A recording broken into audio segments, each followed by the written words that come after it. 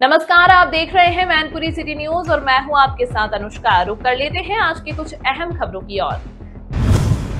मैनपुरी में प्रदेश कांग्रेस कमेटी के आह्वान पर जिला कांग्रेस कमेटी ने भाजपा के खिलाफ जोरदार प्रदर्शन किया। यह विरोध केंद्र सरकार द्वारा सोनिया गांधी और राहुल गांधी के विरुद्ध दर्ज मुकदमे के विरोध में किया गया। प्रदर्शन के दौरान भाजपा कार्यकर्ताओं का घेराव करने का प्रयास किया गया। पुलिस प्रशासन ने बीच रास्ते में बैरिकेडिंग लगाकर प्रदर्शनकारियों को रोक दिया। प्रदेश महासचिव प्रकाश प्रधान ने सरकार पर लगाए गंभीर आरोप। उन्होंने कहा कि भाजपा सत्ता के बल पर सरकारी तंत्र का दुरुपयोग कर रही है। विपक्षी नेताओं को झूठे मुकदमों में फंसाकर डराने की कोशिश की जा रही है। प्रकाश प्रधान ने दावा किया कि कांग्रेस से भाजपा की घबराहट बढ़ती जा रही है। जिलाध्यक्ष गोपाल कुलश्रेष्ठ ने कहा कि भाजपा सरकार केंद्रीय एजेंसियों के जरिए लोकतंत्र पर प्रहार कर रही है। उन्होंने मनरेगा से महात्मा गांधी का नाम हटाने की साजिश का आरोप लगाते हुए कहा कि कांग्रेस इसे कतई बर्दाश्त नहीं करेगी। अपर पुलिस महानिदेशक आगरा जोन आगरा श्रीमती अनुपम कुलश्रेष्ठ के निर्देशन में महिला सुरक्षा अभियान ऑपरेशन जागृति फेज 5 चलाया जा रहा है। यह अभियान 14 दिसंबर से 23 दिसंबर तक महिलाओं व बालिकाओं की जागरूकता और स्वावलंबन को बढ़ावा देने के उद्देश्य से शुरू किया गया है। अभियान के तहत महिलाओं के प्रति होने वाले अपराधों की रोकथाम, सुरक्षा, समानता और अधिकारों पर चर्चा की गई। किशोरावस्था में प्रेम प्रसंगों के कारण घर से पलायन और युवक युवतियों के भागने जैसे विषयों पर जागरूक किया गया। साइबर हिंसा, साइबर सुरक्षा और महिलाओं को मोहरा बनाकर झूठे मुकदमे दर्ज कराने के मामलों पर जानकारी दी गई। सुरक्षित पास, सुरक्षित स्पर्श तथा पॉक्सो एक्ट के प्रावधानों के बारे में विस्तार से बताया। नशे के दुष्परिणाम और पारिवारिक विघटन के मामलों पर भी चर्चा की गई। पुलिस अधीक्षक मैनपुरी गणेश प्रसाद साहा के निर्देशन में जनपद के सभी थाना क्षेत्रों में कार्यक्रम आयोजित किए गए। इस दौरान आमजन को महिला सुरक्षा से जुड़े अधिकारों और हेल्पलाइन नंबरों की जानकारी दी गई। अभियान में समस्त क्षेत्राधिकारी व थाना प्रभारियों की सहभागिता से महिलाओं, बालिकाओं और उनके परिजनों को जागरूक किया। लगातार कड़ाके की सर्दी से बाजारों में रौनक बढ़ गई है। ठंड बढ़ने के चलते दुकानदारों की बिक्री में इजाफा देखने को मिल रहा है। इस समय लोग हाथ के दस्ताने और ऊनी टोपा सबसे ज्यादा खरीद रहे हैं। बाजार में नई नई डिजाइनों के टोपा खरीदने के लिए दुकानों पर अब भीड़ लगी हुई है। सर्दी को देखते हुए इस बार गर्म कपड़ों के दाम बढ़ा दिए गए हैं। जो टोपा पहले 100 रुपए में मिलता था, उसका रेट अब काफी बढ़ गया है। कीमतें बढ़ने से ग्राहकों को खरीदारी में परेशानी का सामना करना पड़ रहा है। दुकानदारों का कहना है कि उन्हें इस साल माल महंगे दामों में मिल रहा है। अधिक सर्दी पड़ने के कारण मांग भी पिछले वर्षों की तुलना में ज्यादा है। दुकानदारों ने बताया कि बढ़ती ठंड के साथ बिक्री और दाम दोनों बढ़े हैं। अधिक पड़ने से टोपा और ग्लव्स, मफलर की महंगाई क्या है? महंगाई बढ़ चुकी है, रेट काफी ज्यादा है, ग्राहक लेने से डर रहा है। कितनी महंगाई है? पिछली बार से इस बार में क्या कुछ महंगाई है? 40% का फर्क है। ग्राहक किस आ रहा है? अभी नॉर्मल है। जिस तरह देखा जा रहा है लगातार 2 दिन से सर्दी अधिक है। 2 दिन से तो ठीक है, ओके है। उससे पहले डाउन था मार्केट, अब थोड़ा फर्क आया है। बिक्री बढ़ रही है आपको? बिक्री बढ़ रही है, मौसम एक्सचेंज होगा, बिक्री बढ़ेगी। नाम आपका? अनुपमा। आप किसकी खरीदारी करने आई हैं? अपने बच्चे के लिए और हस्बैंड के लिए शॉपिंग करने आई हूँ। हस्बैंड के लिए मफलर और बच्चे के लिए कैप। ठंड इतनी ज़्यादा है कि अब तो बहुत ही ज़रूरी हो गया मफलर और कैप के लिए, इस वजह से मैं शॉपिंग करने आई हूँ। 18 दिसंबर 2025 को जिलाधिकारी अंजनी कुमार सिंह ने मैनपुरी स्थित जिला सैनिक कल्याण एवं पुनर्वास केंद्र का निरीक्षण किया। निरीक्षण के दौरान उन्होंने पूर्व सैनिकों से मुलाकात कर उनकी समस्याएं सुनी। पूर्व सैनिकों ने लाइसेंस से जुड़ी दिक्कतों को जिलाधिकारी के समक्ष रखा। कई सैनिकों ने जमीन पर कब्जा होने की शिकायतें दर्ज कराई।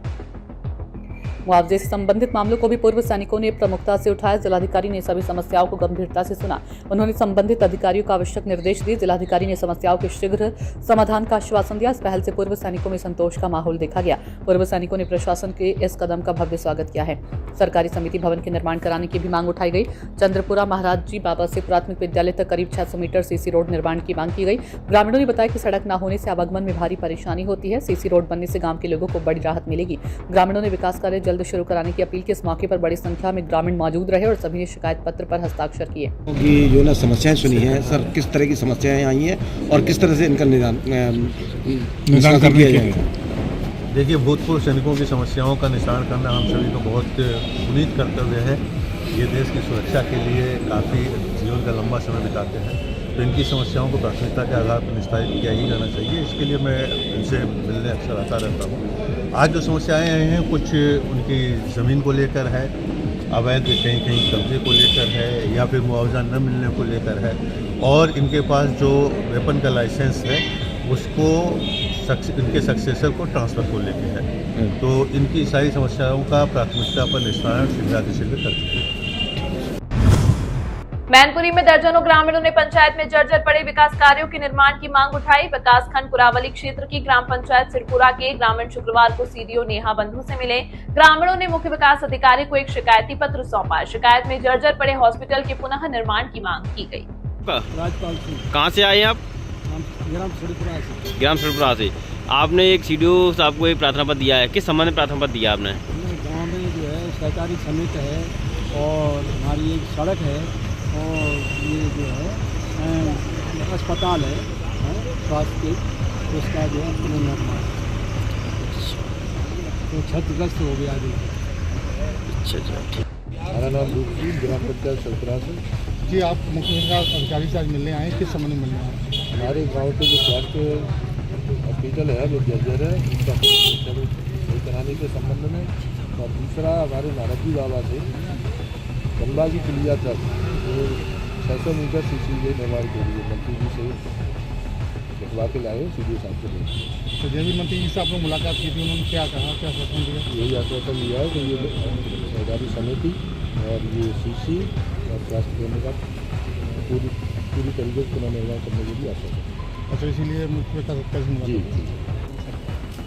क्या नाम आपका? राजपाल शर्मा। राजपाल जी कहाँ के रहने वाले? ग्राम चोपड़ा, पोस्ट कराली। आज मुख्य विकास अधिकारी से मुलाकात करने आए, किस संबंध में मुलाकात करने? हमारा जो स्वास्थ्य केंद्र है वो बिल्कुल जर्जर हो गया है, मरीजों को परेशानी होती है, रात में कोई प्रॉब्लम हो तो समस्या खड़ी होती है।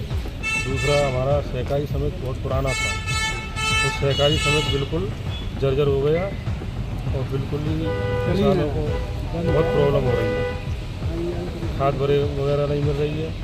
और दूसरा, हमारे महाजी बाबा से हमारा संपर्क मार्ग है जो सिरपुरा के लगभग 600-700 मीटर, उस पर आरसीसी कराने मतलब संपर्क करते हुए हम लोग विकास।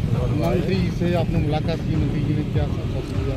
मंत्री जी ने बोला आप विकास भवन जाइए, मुख्य विकास अधिकारी से मिलिए, आपकी समस्या का समाधान करेंगे।